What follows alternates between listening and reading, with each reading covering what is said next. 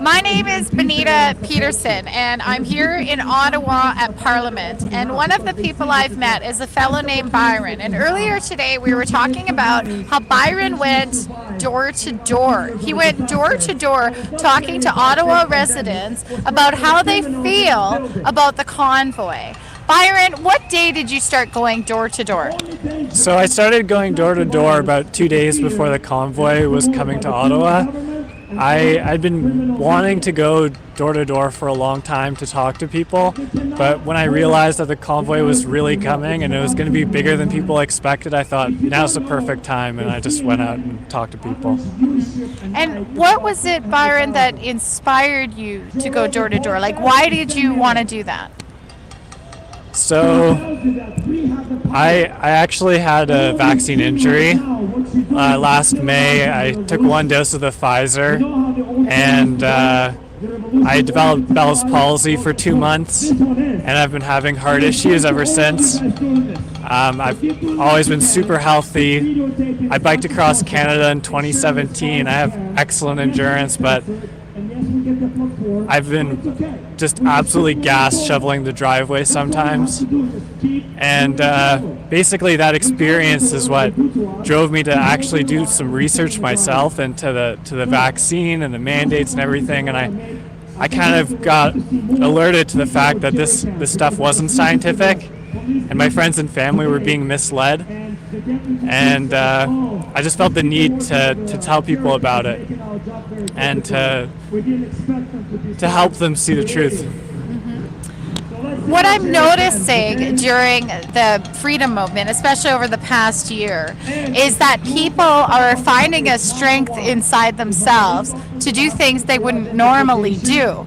You don't strike me as a person who on a regular basis is going door to door. No, I never would, and I've done it a couple times, a handful of times, and I always found it very stressful. I'm kind of a more private person. I much prefer just to have a calm one-on-one discussion with someone than kind of ambushing them at their home. The best discussions you'll ever have are just people who want to talk about stuff. Going door to door is one thing, but if you can just have a calm conversation with someone you love and a trusted friend, and you can tell them what's going on, that's going to do 10 times more. And if you can encourage them to tell their friends that, to not be scared and just talk, and we'll get through this much more quickly. Yeah. So as you were going to door and you were asking people questions, what kind of questions were you asking, and what sorts of responses were you getting? So when I would go door to door, I would always open by saying that I was here to encourage people to support the convoy that was going to be arriving in Ottawa in the next few days. And basically immediately I could tell whether that person was against the convoy or kind of open to learning more about it. And a fair amount of people didn't want to talk to me, and that's totally fine. I don't want to force a conversation on anyone. But the people who did want to talk, they had a very, very wide variety of responses. So often people who said that they might not agree with the convoy, I would always ask them, so do you think that the truckers should have a choice? And oftentimes people would say yes, but then qualify it in different ways about how, it's necessary for this and that.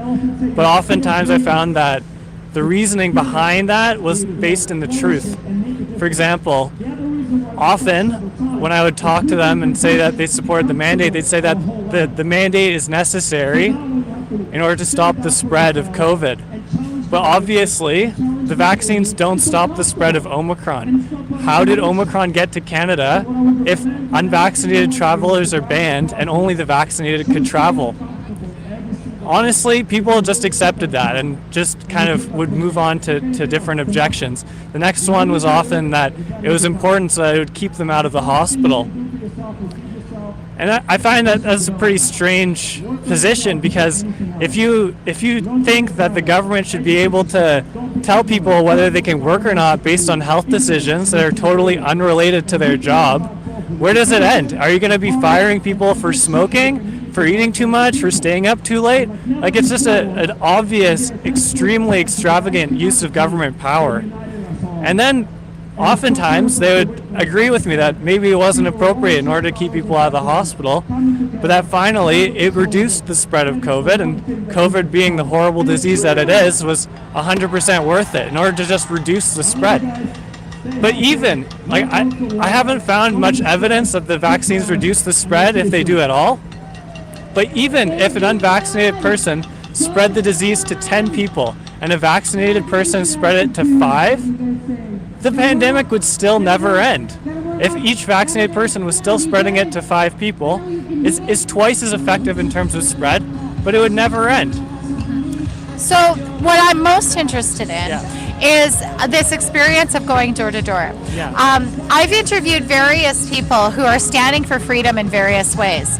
And one of those people is a fellow from a municipality in Alberta who stood on a street corner with signs for 40 days straight in 2021, all by himself. It wasn't part of a rally. He didn't have a bunch of trucks around him, and he didn't have a bunch of people. He just stood by himself and he made a stand. When you were going door to door and you were working to spread truth and to encourage people to support the truckers, were you alone or did you have a friend?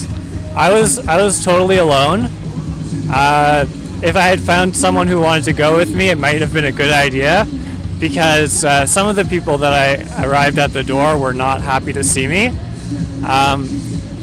Actually, at one point, as I was engaging in a debate with what I thought was a friendly debate with someone on their street, they were working on their snowmobile and they were holding wrenches, and they gave me a veiled threat saying that, that someone might crack my skull open if I continued to talk to people.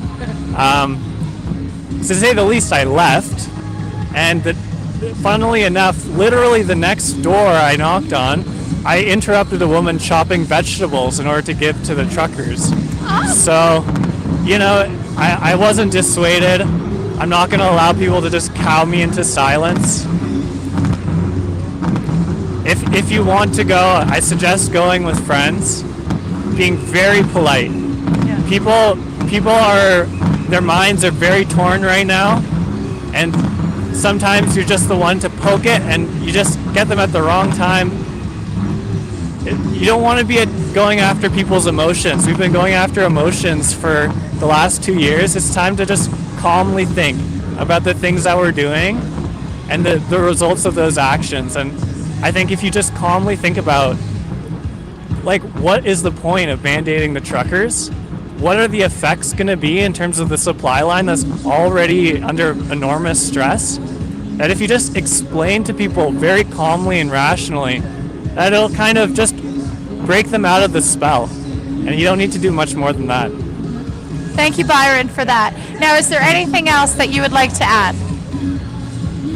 I just say to anyone who wants to speak out, don't feel afraid anymore. If you ever have, people want to hear the other side. They want to have a debate, and if you're willing to put up with some crap and say what you believe, like you should in a Canadian democracy like we have, then do it. Don't hesitate. Thank you very much, Byron. I've been hosting rallies since February of 2021, and I encourage people to stand up, tell the truth, make your views known, and do it in a loving way. Byron has gone door to door, maybe made a few new friends, and reached out to people and made an impact, all by himself. Just a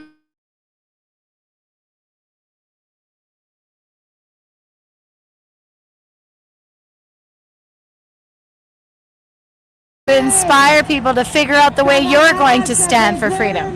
Maybe you're going to chop vegetables and give them to ralliers, protesters, or truckers in a convoy. Maybe you're going to go door to door and spread an important message like Byron, or just ask people questions and get them to think. So whatever it is, your way that you're going to stand for freedom, I encourage you to head over to my website, allfiredupforfreedom.com, and sign up as a freedom fighter. Let me know what kinds of ways you'd like to help, and I'll help connect you to people in your community so you can stand together. Because We're stronger together. Nous autres, on est allés ici avec le convoi des ambassadeurs. Thank you. On avait un convoi de 107 km de long, juste des citoyens.